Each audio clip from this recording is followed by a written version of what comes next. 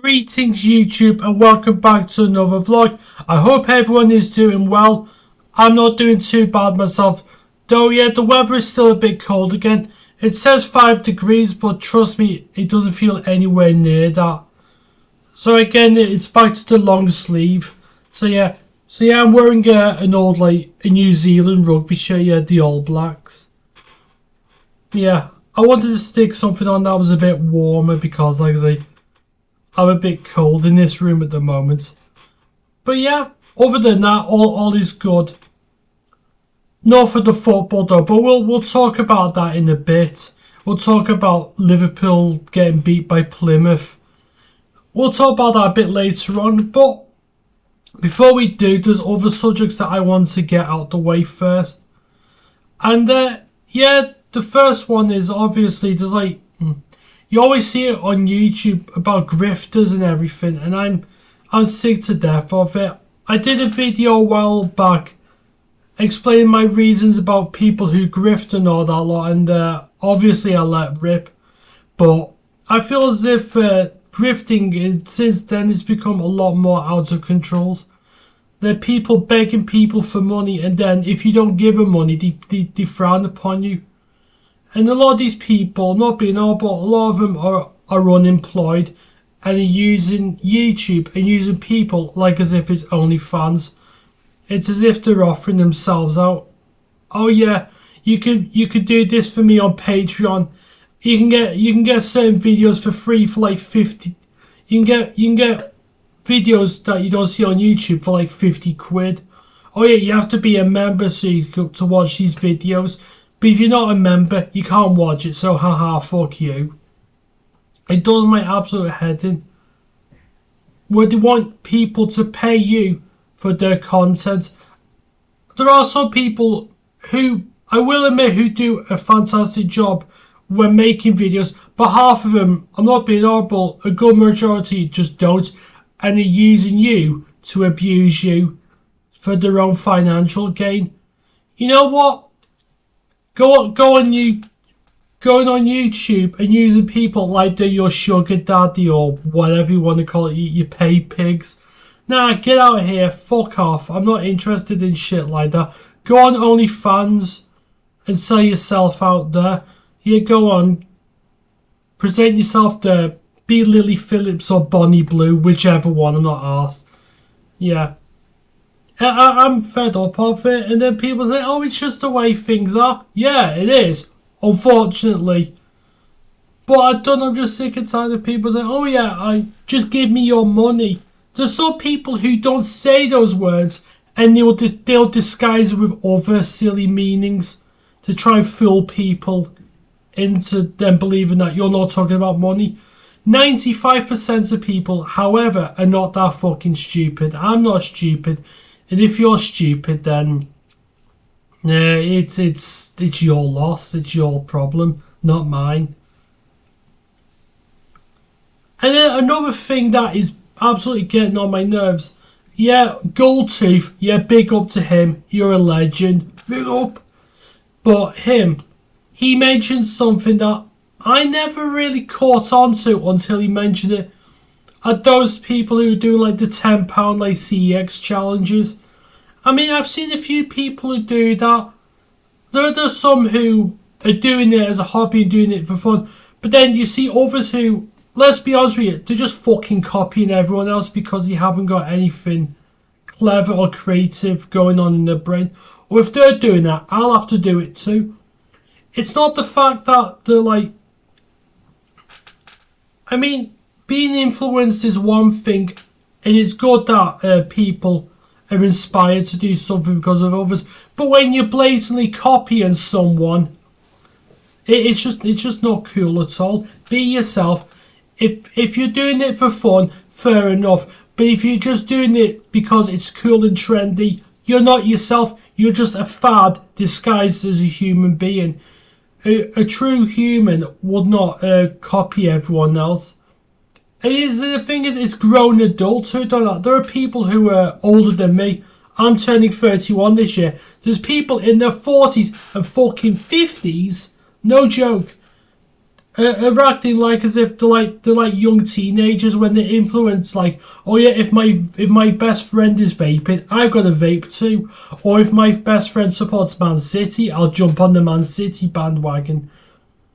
It's like as if people just copying one another all the time. And that's what it's like with grifters as well. They're just copying each other for their own personal gain. A gain that I don't think is natural. I don't think it's natural.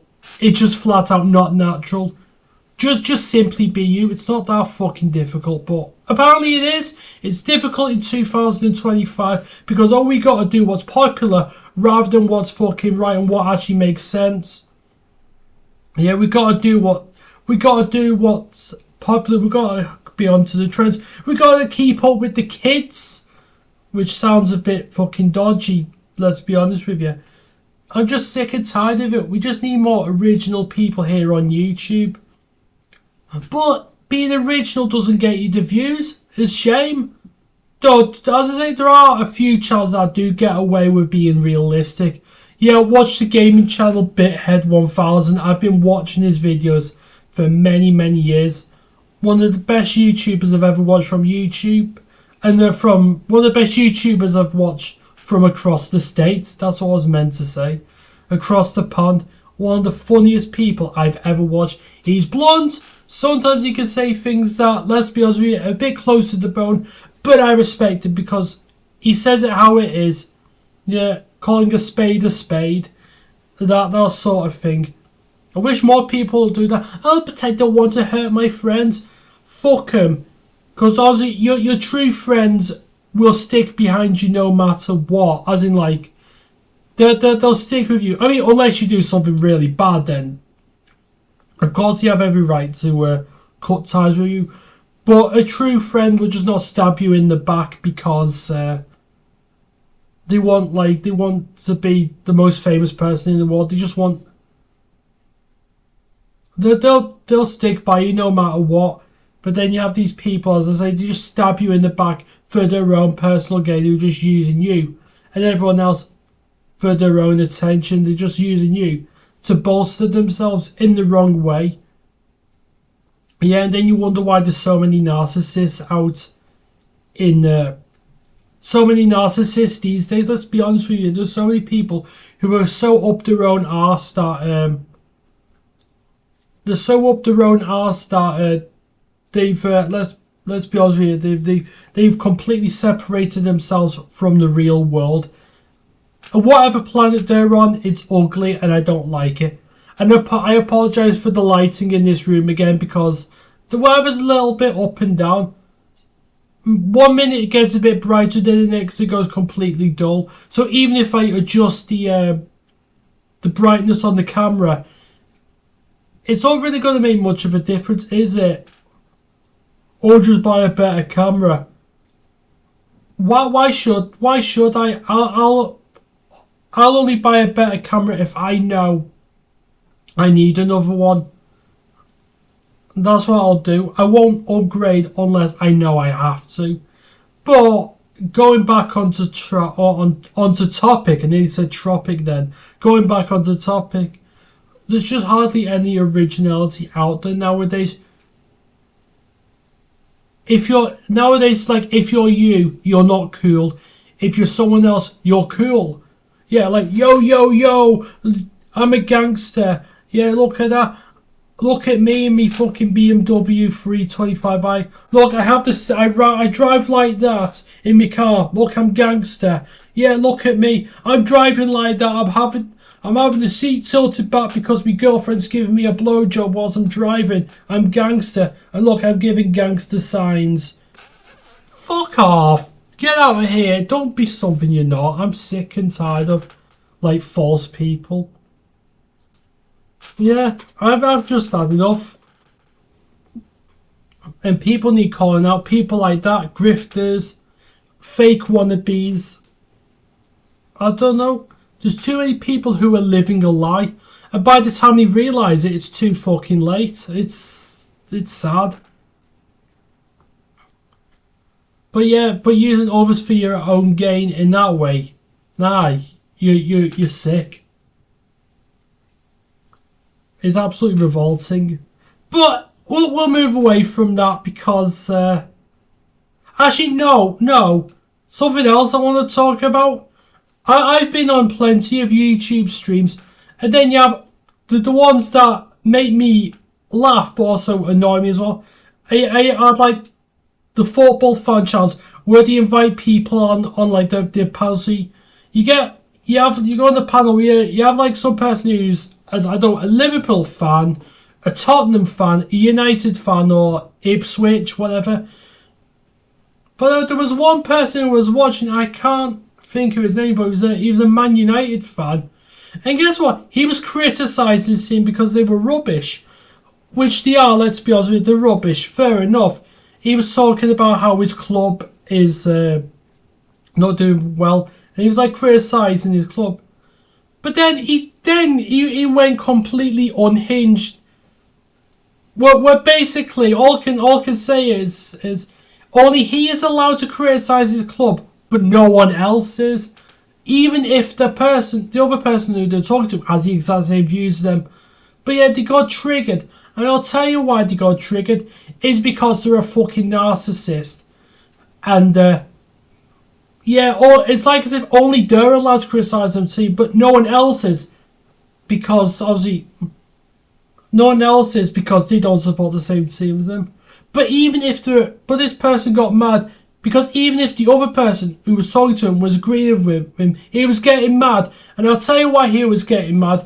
It's because those words were not coming from his mouth. They were coming from someone else's. So it's like as if I'm allowed to talk on the matter. You're not. Fuck off. Even if your opinion's right, still fuck off. You get people like that who are like thinking that, oh yeah, I'm allowed to have that opinion, but anyone else, even if it's right, it's illegal, go in prison. Goodness sake, can people just have a discussion about football in a civilised manner? I mean, I'm a Liverpool fan. I know plenty of people who support Man United or like Arsenal. But I could get on well with some of these people because I give them the time of day that they deserve, and they do the same for me. I mean, we have a bit of banter, but there are some people out there who give it all that, give it the big lip, and then when they return it, they get really mad. They just have a big sulk, and they just have their arms folded like that. Oh, I don't like what you said about my club. Boo hoo hoo. Oh, I don't like it because the truth hurts. We're battling relegation. Your club's not. Get out of here. Every football club has their ups and downs. Just deal with it. I had to put up with some of the shit football that Liverpool had played before Jurgen Klopp had come in, like Brendan Rodgers, Kenny Dalglish, well, in his second spell, and Hodgson. We had to put up with some absolutely drab football. So, honestly, unfortunately, I know United fans not.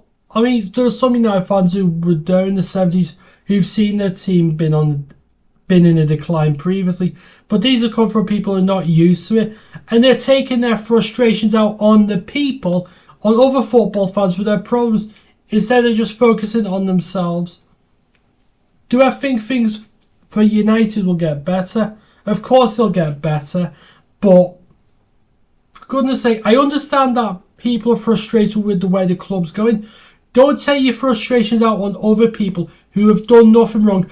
Point your fingers at the fucking club. Don't point your fingers at anyone else. Oh, just blame it on Andy. I'll blame it on Tony the milkman. I'll blame it on my ex-girlfriend, even though she now lives in Australia, something like that. Point your fingers out in the right direction. Not just throw it out and blame everyone else. And then you got these other people like who are saying, haha, your team was shit, even though that team they're calling shit is above their club. And they're just trying to do anything to make themselves feel better. But you're not making yourself feel better because you're lying to yourself. You laugh at other teams for their downfall, but you're crying inside because your team is slumping as well. So don't be a hypocrite. It's as simple as that. But yeah, that's enough for that because I'd be here all day ranting about people like that who who are allowed to have opinions, but those opinions must come from their mouth. No one else can have that opinion, even if that opinion is exactly the same. I know, because some people are that up their own ass. They love the sound of their own voice. I hate the sound of mine, to tell you the truth. But, you know, but everything has to be about me, me, me. Everyone else can go on the boat. I don't know. But anyway, we'll move on from that, because there's other things I want to talk about. And I feel like as if I'm going to sneeze again. It's happening again, like it was the same last week where I can feel a sneeze brewing, but then it takes like a couple of seconds or heck even a few minutes for it to actually happen. So if I do sneeze, I sneeze. I can't do anything about it. But anyway, we'll move on. So my best friend Del boy, he's asked me some more questions. This time he's only given me 3, which I don't mind. I mean, doesn't matter if it's 1 question, 5 or whatever. I'm always appreciative of what he has to offer me. So yeah, his 3 questions are, well, the first one of 3 is the subject of buying a film. The subject of buying a film in a charity shop, but then going to CEX to get more money for it. What's your opinion on it? I mean, I don't really know, if I'm being honest with you. I mean, if it's a film I really want, I usually try and look. I usually try and look at like the charity shops more than I do CEX, but you know, but I've done it in the past where, I mean, I've bought a film in a charity shop and then sold it to CEX for a bit more profit. However, I only do it to the films that are a bit more sought after, and I've done it with films that are not my cup of tea, but are a bit sought after. So the films are a bit more rarer. Obviously, I give them to CEX because I know I can get a bit more profit on it. But there are other films, like really popular ones, that in my mind are not really worth it. Honestly, you're not really getting much for it. Like, you could trade like a certain film in and you only get like 20p for it, so it's not really worth it. Stuff like that, you might as well just give back to the charity shop. You might as well. But if it's a film that's not as easy to get hold of, then fair enough, I just do that. But the thing is, as I say, it's not often I've had to do that, because most of the films I like are the usual. Probably like the usual suspects. I don't mean the film The Usual Suspects, because I've never seen that. But you get what I'm saying, like, I mean, your usual stuff like, I don't know, your Clint Eastwood's comedy films, and even like some of the old stuff. I mean, I bought a majority of it from charity shops. But, I mean, I have bought plenty of things from CEX. But the thing is, I don't really sell stuff to CEX or cash converters for films very rarely. I mostly use CEX to like buy games and to sell the ones that I don't play anymore. Depending on the condition and how much money I know I could get back for it. But the thing is, I don't always rely on places like that to get extra money. Because honestly, I don't really care how much money I get back. But like I say, if it's a sought after film, then I know people will happily buy it. So yeah, that's the best way I can answer that question. I can't really explain it any better, to be honest with you. So yeah, question number 2 is name things that you would hope for this year. Yeah, being 2025. Well, one of the things I was hoping for was Liverpool to win the FA Cup, but we got knocked out on Sunday to Plymouth. I'll explain a bit more of the game in a bit. But yeah, I mean, I wouldn't mind us to either win the League Cup, the Carabao Cup against Newcastle, but I know it'll be a hard one. Yeah, either we win that or the Premier League. I don't think we're winning the Champions League. In my mind, I'll either go to Real Madrid or Inter Milan. But yeah, other things I hope for. I don't know. In some ways, I hope the weather's a bit better. Because the last couple of weeks, it's just been grey and dull. I mean, you get the one odd sunny day, but it's like one day out of, like, I don't know, probably the 28 days in this month, because we're in February. Unless it's a leap year, which is usually 20, which is always 29. I don't know. I just hope for better weather. And then also, there's another thing that I hope happens. I know, like the dodgy YouTubers who clickbait the crap out of their titles. I hope a lot of them get exposed for their misleading titles. Because I mean, I heard YouTube's supposed to be cracking down on stuff like that. Whether they do or not, I don't know. I haven't got high hopes, but if they do, I hope it happens. Because like I say, I'm sick to death of people like clickbaiting the titles. Mention one thing in the title. They mention a certain thing in the title, but don't discuss it at all in the video, but they just get it for clicks and views because people haven't got a fucking brain. Yeah, that's all I can really hope for. And third and final question is, what is your favourite music score from a film?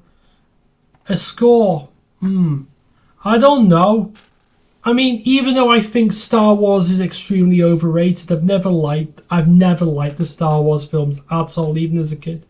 I gotta be honest with you, I've always liked the music that was composed by John Williams.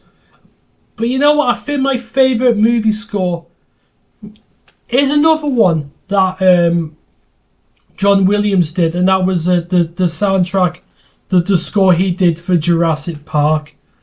I mean that opening there, that theme they used for like the opening, just wow. I when I first heard that as a kid, I couldn't believe it. But yeah, it was one of those films I watched all the time because my brother absolutely loved it. Because I mean, he was, as a kid and when he was young, he was really into dinosaurs.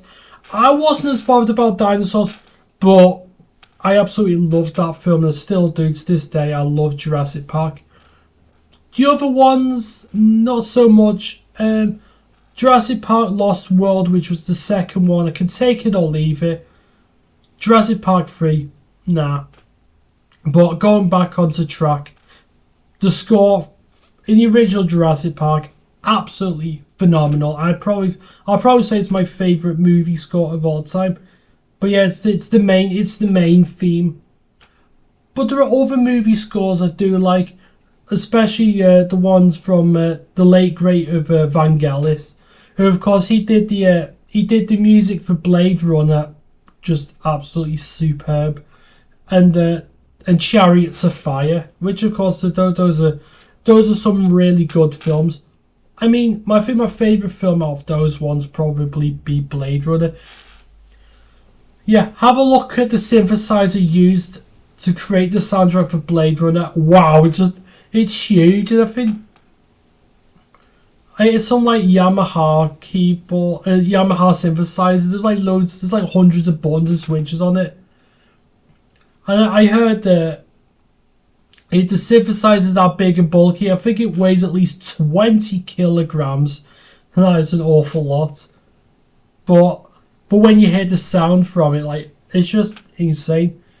For a film from 1982, it still sounds futuristic to this very day.